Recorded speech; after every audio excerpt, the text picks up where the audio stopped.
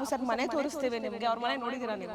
Appu sir ಅಂದ್ರೆ ನನಗೆ ತುಂಬಾ ಇಷ್ಟ. ಇವಾಗ ಅಂತಲ್ಲ, ಯಾವತ್ತಾದ್ರೂ ಅವ್ರನ್ನ ನೋಡ್ಬೇಕು ಅಂತ ಆಸೆ ಇತ್ತ?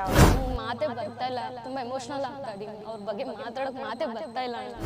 ಒಂಥರ ಹಾರ್ಟ್ ಬಿಟ್ಟು ಒಂಥರ ಬಡ್ಕೊಳೋ ತರ ಆಗುತ್ತೆ. ಸೊ ಅಷ್ಟು ಎಮೋಷನಲ್ ಆಗ್ತೀನಿ. ಅವ್ರ ಹೆಸರು ಕೇಳಿದ್ರೆ ನನಗೆ ಎಮೋಷನಲ್. ಅವ್ರು ಯಾವತ್ತೂ ನಮ್ಮ ಮನಸ್ಸಲ್ಲಿ ಇರ್ತೇ ಇರ್ತಾರೆ.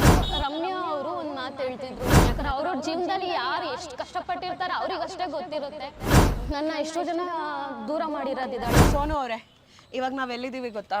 ಸದಾಶಿವ ನಗರದ ನಮ್ಮ ಸ್ಯಾಂಡಲ್ವುಡ್ನ ದಿಗ್ಗಜರುಗಳಾದ ದೊಡ್ಡ ಮನೆಯ ಫ್ಯಾಮಿಲಿ ಹತ್ರ ಇದ್ದೀವಿ. ಮನೆ ಮುಂದೆ ಇದ್ದೀವಿ. ಆ್ಯಂಡ್ ಅಪ್ಪು ಸರ್ ಮನೆ ಮುಂದೆ ಇದ್ದೀವಿ. ಅಪ್ಪು ಸರ್ ಮನೆ ತೋರಿಸ್ತೀವಿ ನಿಮಗೆ. ಅವ್ರ ಮನೆ ನೋಡಿದ್ದೀರಾ ನೀವು? ಇಲ್ಲ, ನೋಡಿಲ್ಲ. ನೋಡಿ, ಫಸ್ಟ್ ಟೈಮ್ ನೋಡ್ತಾ ಇದ್ದೀನಿ.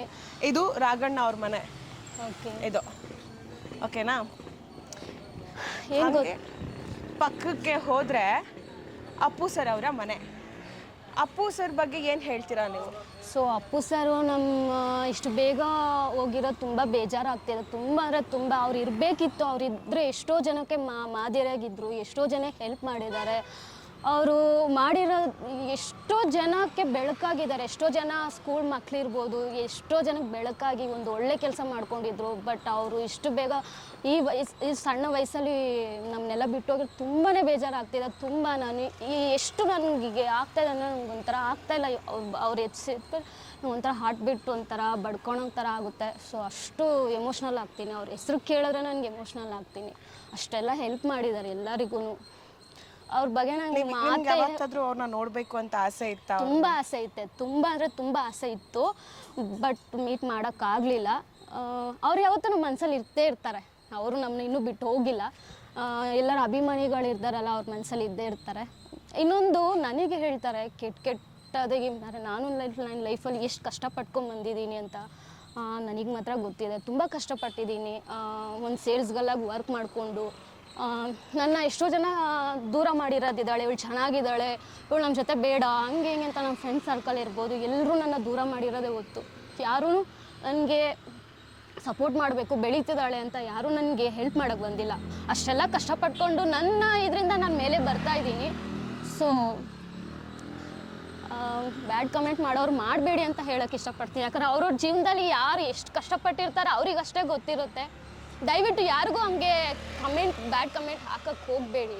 ಈಗ ಅಪ್ಪು ಸರ್ ಇದ್ದರೆ, ಅಪ್ಪು ಸರು ಹೆಣ್ಮಕ್ಳಿಗೆ ತುಂಬಾ ರೆಸ್ಪೆಕ್ಟ್ ಮಾಡ್ತಾಯಿದ್ರು ಅಪ್ಪು ಸರ್ ಅವರು. ಸೊ ಇವಾಗ ಅವ್ರ ಮನೆ ಮುಂದೆ ನಿಂತಿದ್ದಾರೆ, ಹೆಂಗೆ ಅನಿಸ್ತದೆ ನಮಗೆ? ಸೀರಿಯಸ್ಲಿ ಆ ಫೀಲಿಂಗ್ ಅಂತೂ ಹೇಳ್ಕೊಳಕ್ಕೆ ಆಗ್ತಿಲ್ಲ.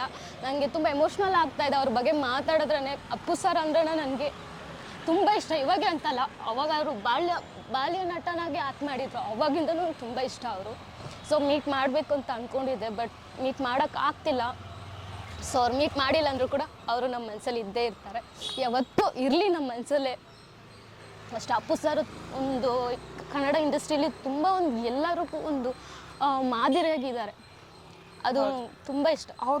ಅವರು ಇವಾಗ ಯಂಗ್ಸ್ಟರ್ಸ್ಗಳಿಗೆ ಮಾಡಿಕೊಡ್ತಿರುವಂಥ ಪ್ಲ್ಯಾಟ್ಫಾರ್ಮು. ಸೊ ಅವರು ಈ ಹಿಂದೆ ಇದ್ದಾಗ ಎಲ್ಲ ಯಂಗ್ ನಟ ನಟಿಯರಿಗೆ ಕೊಟ್ಟಂಥ ಪ್ಲ್ಯಾಟ್ಫಾರ್ಮು ಎಷ್ಟೋ ಜನ ಬೆಳೆಸಿದ್ದಾರೆ ಅವರು. ಸೀರಿಯಸ್ಲಿ ಇವಾಗ್ಲೂ ರಮ್ಯಾ ಅವರು ಒಂದು ಮಾತು ಹೇಳ್ತಿದ್ರು, ನನಗೆ ಡ್ಯಾನ್ಸ್ ಅಷ್ಟು ಬರಲ್ಲ ಅಂತ ಹೇಳಿದರು. ಸೇಮ್ ಸಿಚುವೇಶನ್ಗೂ ಬರಲ್ಲ, ಡ್ಯಾನ್ಸ್ ಬರಲ್ಲ ನನಗೆ, ಇದನ್ನು ಈ ಥರ ಮಾಡಿ ಆ ಥರ ಮಾಡಿ ಅಂತ ಹೇಳ್ಕೊಟ್ಟಿದ್ದೆ ಪುನೀತ್ ಸರ್ ಅಂತ. ಆ ಥರ ಎಷ್ಟೋ ಆರ್ಟಿಸ್ಟ್ಗೆ ಬೆಳೆಸಿದ್ದಾರೆ, ಸಪೋರ್ಟ್ ಮಾಡಿದ್ದಾರೆ, ಎಲ್ಲ ಥರನೂ ಮಾಡಿದ್ದಾರೆ. ಬಟ್ ನನಗೆ ರಮ್ಯವರು ಇಷ್ಟನೇ. ಅವರು ಧೈರ್ಯವಾಗಿ ನಿಂತ್ಕೋತಾರಲ್ವ, ಎಲ್ಲಾದರೂ ಒಂದು ಸ್ಟ್ಯಾಂಡಾಗಿ ನಿಂತ್ಕೋತಾರೆ, ಅವರು ಇಷ್ಟನೇ ನನಗೆ. ಬಟ್ ಹೇಳಿದರು ಅಂದರೆ ಎಷ್ಟೋ ಜನಕ್ಕೆ ಮಾದರಿಯಾಗಿದ್ದಾರೆ ಅವರು ಅಪ್ಪು ಸರು. ಸೊ ನಂಗೆ ಮಾತೇ ಬರ್ತಾಯಿಲ್ಲ, ತುಂಬ ಎಮೋಷ್ನಲ್ ಆಗ್ತಾ ಇದ್ದೀನಿ. ಅವ್ರ ಬಗ್ಗೆ ಮಾತಾಡೋಕೆ ಮಾತೇ ಬರ್ತಾಯಿಲ್ಲ ನನಗೆ. ಸೊ ಯಾವತ್ತೂ ನಮ್ಮ ಮನಸ್ಸಲ್ಲಿ ಇರ್ತಾರೆ. ಕ್ಷಣ ಕ್ಷಣದ ಸುದ್ದಿಗಳಿಗಾಗಿ ಫ್ರೀಡಂ ಟಿವಿ ಸಬ್ಸ್ಕ್ರೈಬ್ ಮಾಡಿ, ಲೈಕ್ ಮಾಡಿ ಹಾಗೂ ಫಾಲೋ ಮಾಡಿ. ಹೊಸ ಸುದ್ದಿಗಳ ನೋಟಿಫಿಕೇಶನ್ಗಾಗಿ ಬೆಲ್ ಐಕಾನ್ ಮೇಲೆ ಕ್ಲಿಕ್ ಮಾಡಿ.